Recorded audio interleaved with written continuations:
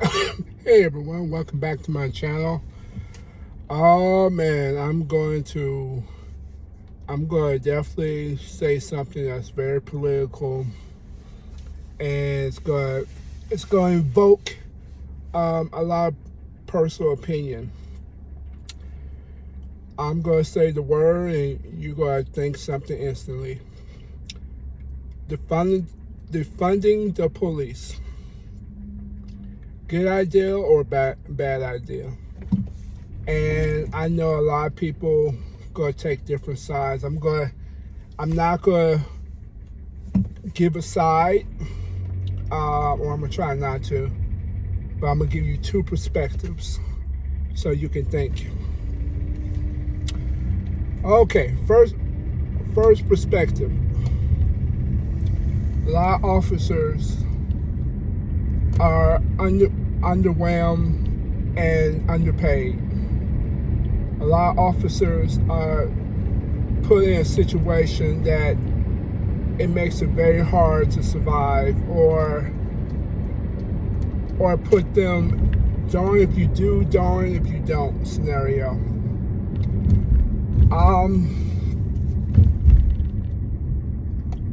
A lot of officers do a lot of good things in the community, but it's not being seen. But because it's social media,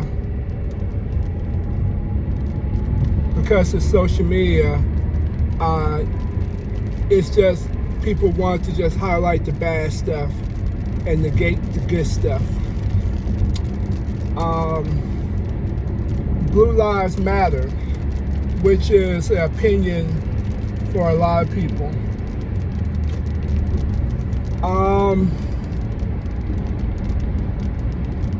That's one side of the fence. I'm gonna play another side of the fence.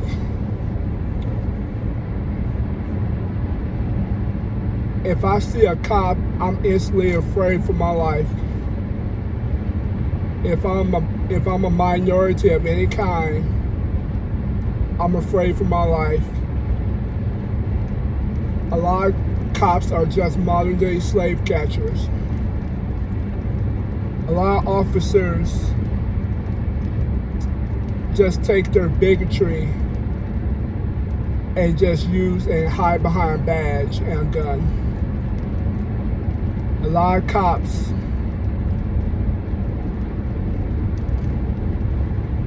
is generally are racist underneath their core. Okay, what I just did, I went to two sides of the coins, two sides of the subject, two sides of people, and it's evenly divided by political and by race. And the problem with both situations is both of them are right. There has been a tendency of a lot of bad cops. It's just now you got cameras. But on the other side of the fence, why are we defunding the police when we need the police? Who are you going to have in its place? And both are correct. This is where the problem lies for all of this.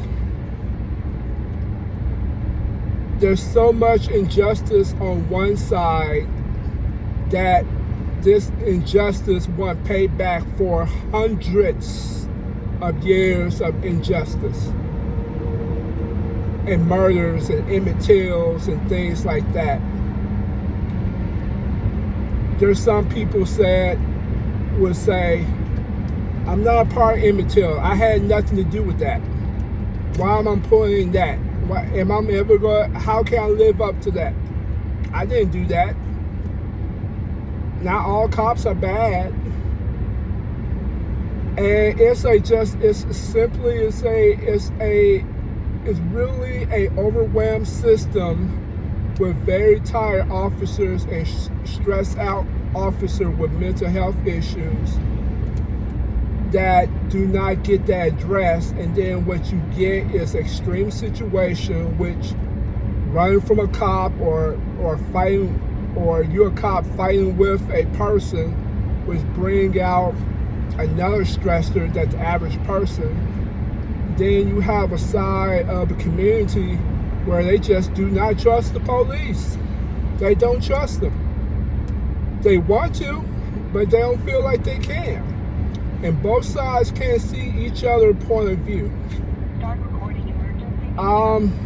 That's tough. That's tough because both of them got valid points.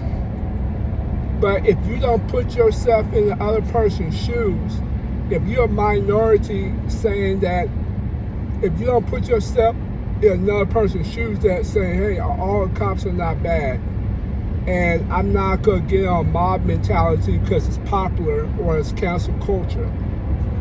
And then the other side of the coin is, okay, stop thinking that those things do not happen, because it don't happen to your race, where you getting pulled over, where you're not getting Black and Hispanic officers that's targeting white people and putting in justice, because it's just the sheer number of the size of America. It's just, it's overwhelmingly white. You have a sense that you do not identify. You have to put yourself in both sides of the fence and see that each side have a point. It comes with, you have to have a sit down, come together, and kind of work on making it better. Not hold on to your religious and your political, which usually is tied together. Politics and religion is very racial. And just put yourself in other shoe, or better yet, go see it for yourself. Sit down with people and hear their point of view. I may not agree with what everybody say, but I'm at least willing to hear and see what they're coming from. I'm going to add this scenario real quick. There was a football coach that said something about the attack on Washington, and he said, "Oh, that's a dust up." Of course, you saying that in a league that's majority Black, that's gonna cause a problem. But I actually agree with one statement he said. He said, okay, I understand you may disagree. Let's have a conversation. Let's talk about it. Let's talk about it. And I like that comment. I like that mindset. He didn't waver on his opinion, his views. We live in a society, we feel like we gotta reject. You gotta be all one way or all the other. You can't see on both sides, and that's not really fair. I don't care what your political views is.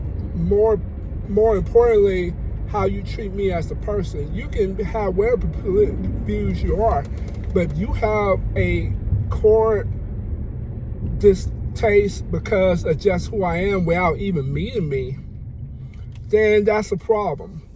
And then the founding fathers, the idea of everybody's rights, you gotta be respectful. That's the American way. Now, granted, America did not live up to the Constitution of the United States, very much so. They did not. But the idea is still good. So we need to talk to each other. We need to communicate and find out each point of view. There's some on one side, there's some on the other. And you got to listen to each other. There's a lot of men and women who serve in their country who's protecting their community, and there are good cops. But then there's a few bad cops, and a lot of cops that blatantly do stuff and seem like they can go, unchecked. That's why, these certain communities, certain things got very popular, like the Italian mafia, or any type of mafia. They saying that, you're not going to protect our community, then we going to protect our community. And then, of course, they got corrupt, but that's how a lot of gangs got started. Any type of gang, their core value is we got a lot of bad cops, and the good cops not checking the bad cops and saying, hey, you can't do that. And they feel like, okay, somebody got to protect, and then they form their own gangs, and, stuff like that happen. So I know it's going to be a very political. I'm going to turn off the comments to this because I think people, for the most part, are not very nice online, and they don't have a common understanding of just to listen and watch the video. They just stick to their views. And I'm the type of person that everybody can be right and everybody can be wrong, and both sides are right and both sides got a little bit wrong in them. And more importantly than anything, we are better together than apart. I know that sounds really cliche, very political, very kumbaya. But if you look at the history of this country, when we come together on a common goal, we're much stronger. Like, for instance, 9/11. When 9/11 happened, people wasn't like, oh, well, this was a black and white issue. People took it as, this is an American issue, this is a justice issue. Let's come together and fight our enemy. And that was, unfortunately, that was a very terrible thing that happened, but it brought the human spirit of working together. And when people were working together, especially with the 9/11 and trying to help people, it was a beautiful thing. We really need to have that. And unfortunately, a lot of politicians make their money off of divide and conquer on both sides of the fence, Republican and Democrat. They make their money off of people's fears. So that's my view on it. If you listened to the whole thing, thank you so much. I probably will turn on the comments maybe a month from now or two. But because how people are kind of bent online and they just like, oh, you're a jerk and you're such and such. I don't want to try and defend myself if you don't take the time to make an understanding. But if you watch my video, you probably are like-minded and you believe in peace. So until next time.